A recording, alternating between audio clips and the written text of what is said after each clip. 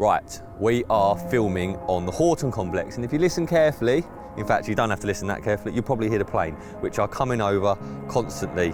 I've been here years ago. That is my fondest memory of this place, the planes, but what an awesome complex it is. There's lakes everywhere. You've got Horton over there to my right, Kingsmead over there, the boat pool there, you've got crayfish pool, there's water everywhere, big carp everywhere, and over there is the angler that we are filming with today. So we'll go over to the swim and we'll see if you can guess who it is. We'll give you a little clue. Right, so this is your first clue, right? We've got scope reels, scope rods. Actually, I don't know if they're called scope reels, but anyway, there's your first clue. Have you guessed it yet? You will soon. And here we have 1, 2, 3, 4, 5, 6 lengths of pole, but they're very long sections of pole. And when you're floating around on the Horton Complex, in fact, that's a lie, because it does seem there's loads of anglers using the pole, no doubt because of this guy's influence. But down there, look, go on, Bridger, have a little spin round, show them who it is. We have Oli Davies. Turn around. Ollie. Look how miserable he looks.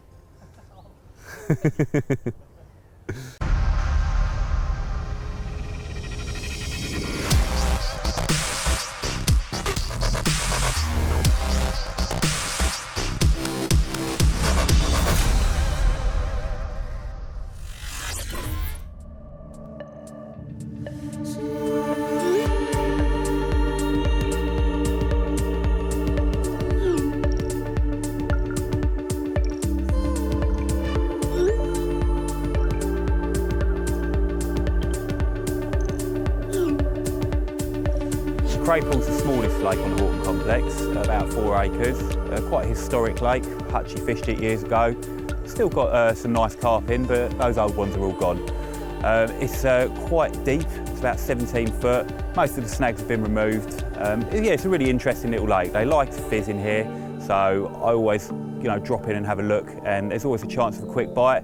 I caught one in 10 minutes on Monday actually, a really nice one. First trip back for a while, found them fizzing, dropped on them, caught one. Obviously the lake gets its name from the crayfish. Be a nice house, wouldn't it?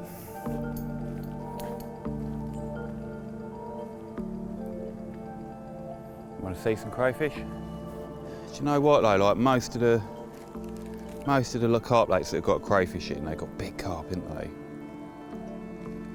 They're one of the key ingredients to a big carp lake. As much as they're frustrating when you're actually trying to fish for them, they do have a place in the food chain which seems to make the carp grow big. Just not in here though, for some reason.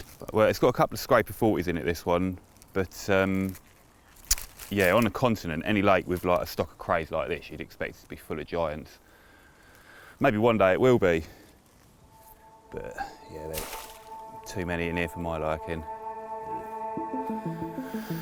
Fucking things. So we're filming for his Bushwhacker series, which is basically all about Ollie's pole fishing.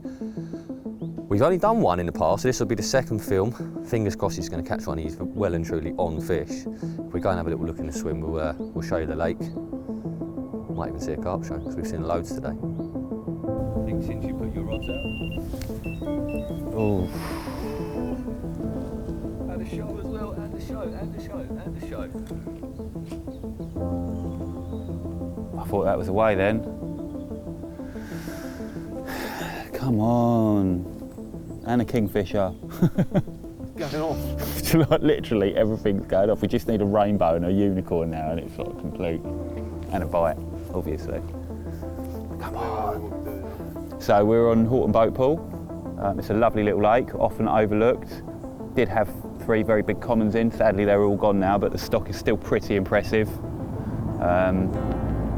Yeah, there's a couple that are close to 40 pound, sometimes over, sometimes under, and a lot of good 30 pounders.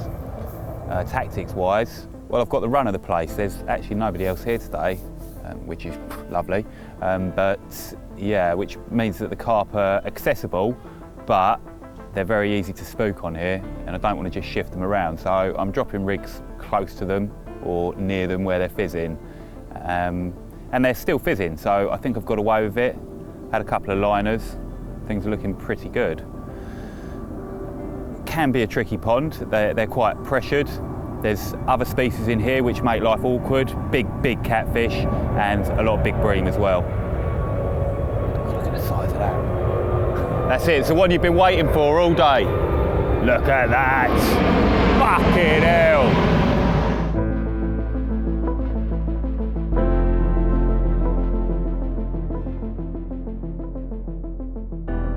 I reckon he's going to catch one. I've been in with him since, well, early doors this morning. Like I say, we've had a good walk on the complex, and in the film we're making for our beloved Cypography members, we're just going to look at exactly how he goes about his fishing, which is pretty much running around the lake, looking for signs of carp. He said to me this morning that I'm pretty much entirely a reactive angler, so everything he does is based on what he sees, and we're going to try and dive right into that, see what he does, why he does it, and hopefully catch a carp along the way. There's another big old plane. Told you they come regularly. Yeah, I reckon he's going to get one. I hope he does anyway.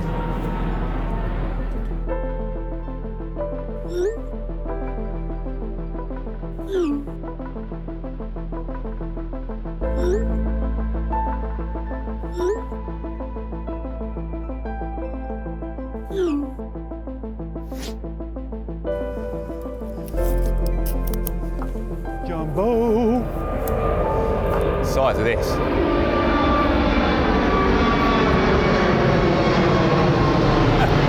Proper giant. Yeah, it's not that peaceful down here. That is one of the troublesome issues with filming, isn't it, El? Every time you start a bit of dialogue, you get another plane coming through. But you actually get used to it when you're fishing down here because it's not constant. I've fished lakes where you're fishing next to a motorway or like a busy road, and just that constant traffic noise, I find that much more, or it disturbs me than more than the planes. They sort of come every minute, 90 seconds, and you can kind of tolerate it. I know Nashi fished down here and he didn't like it at all. Found it too noisy. I can understand it, you know, but not for everyone. So many good fisheries close to airports, isn't there though? All those gravel pits dug for the runways. There's loads around here. This bit of the Colne Valley is super rich in carp fishing.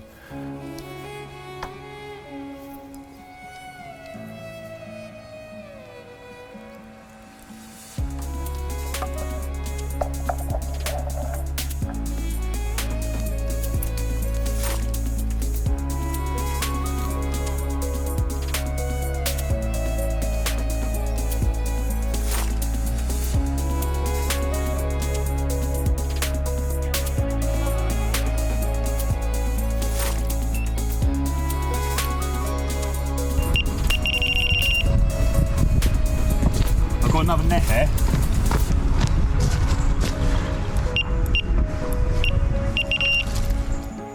Double bubble. This one feels a bit smaller, to be fair. It's zipping about. Not that there's many small ones in here.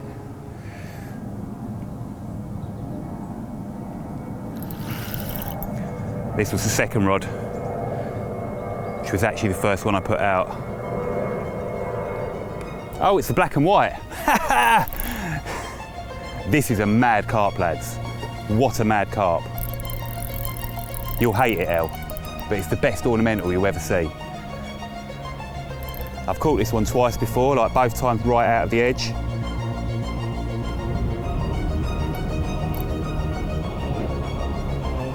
I don't normally get nervous, but I feel a bit nervous now, because it showed.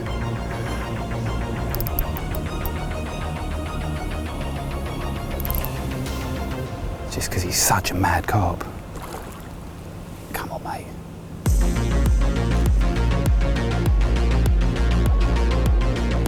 You're missing him, you're missing him, you're missing him. You rolling? Are you rolling? Are you rolling? Are you rolling? Well, that is a result, and there has just been a carp show there and a carp show there. Are you going to get the rod back out, Ollie? Yeah, I don't think you should move yet. I know what he's like, he's going to want to move. We have a carp for our film. There he is down there.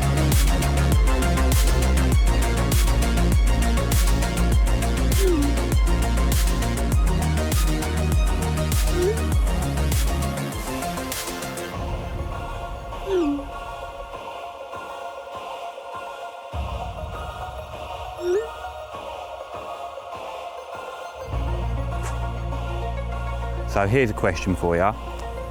How many times was that rig picked up before I got the bite or before I hooked the fish? First time? I don't know, like it's a question we can't answer because we didn't have an underwater camera out there. But how long was that out there? 45 minutes? Didn't even see anything feeding over it, did we? Like, it wasn't like it was really fizzing over the rig. Don't know. But yeah, interesting. I don't worry about it too much, to be honest. I think if you've not had a bite and you feel like you should have had a bite after a certain amount of time, then you've got to check it, ain't ya? But 45 minutes was long enough, wasn't it? Right, let's catch another one.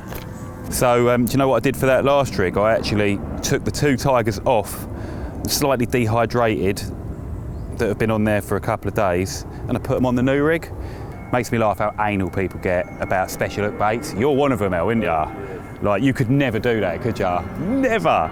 Never. Look. Once you've got 2 good nuts, mate, what do you need to change them for? That's what I say to Gemma all the time. Do you name your nuts? Yeah. Again, unbalanced. No drilling little bits of cork in, fannying about. You know, would that have made any difference? I don't know. Do you know, one thing I have noticed with a lot of rigs like the Slip D and that is people fish quite a short hair. I'm not really a fan. I like a little bit of separation with a bottom bait. So like to some people that might seem like quite a long hair, but yeah, especially where you've got bream, like that will stop the bream picking that up. Well, they'll have a go, but hooking one, unlikely. I use it a lot actually in Europe. This is like, but I'd put an extra tiger on it. That'd be my Euro rig. Do you fish tigers in Europe, El? Do you fish them over here?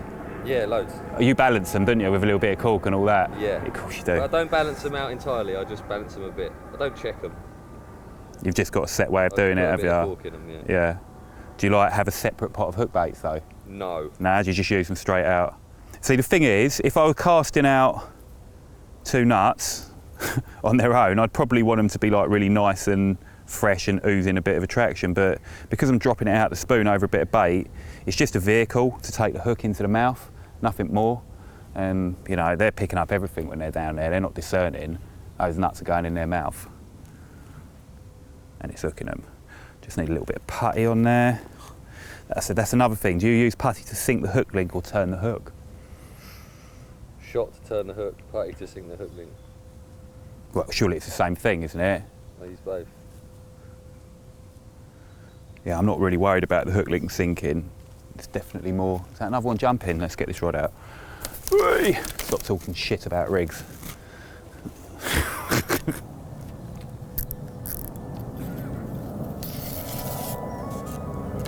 There's not loads of bubbling, but I think I'll just drop it pretty much where I dropped the other one. I've got the exact length of the poles, so I know it's presentable, and that they've been feeding down there already. They're still jumping in the area, aren't they? So let's get this rod out. Just enough bait for a bite, eh?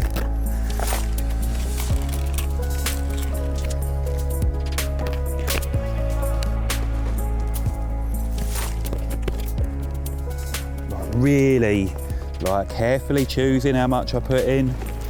It's like a large PVA bag's worth if you sort of added it up, but you've got to remember this is going to fall from the surface and spread. So it's actually quite a thin spread of bait when it's falling from 12 feet.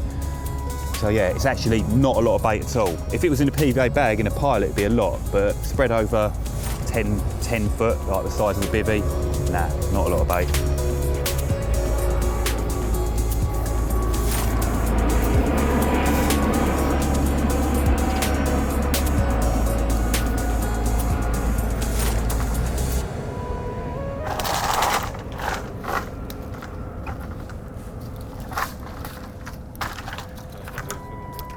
So noisy. Fucking noddy pole anglers. You know what, the mad thing is here, you've got the quarry, you've got the plains.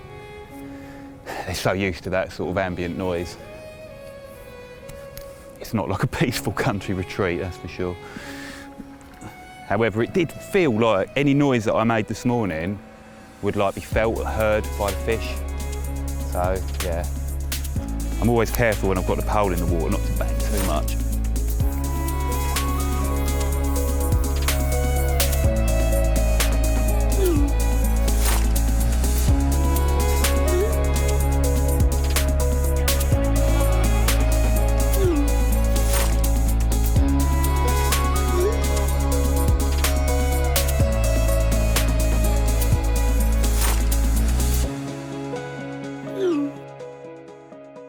Oh, it's the black and white.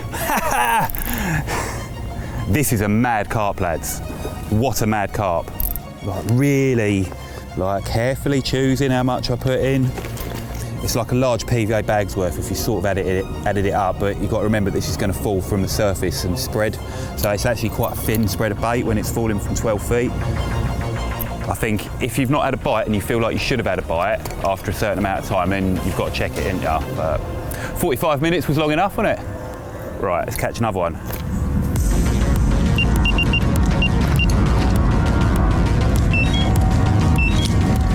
Well, we didn't get a unicorn or a rainbow, but we got a bite. There used to be 3 or 4 really big commons in here, 340s and an upper 30. Oh! Like if it wasn't for the white bits, it'd be the blackest, gnarliest mirror that you'd ever seen. He's really changed colour over the years as well. He's mega, mate.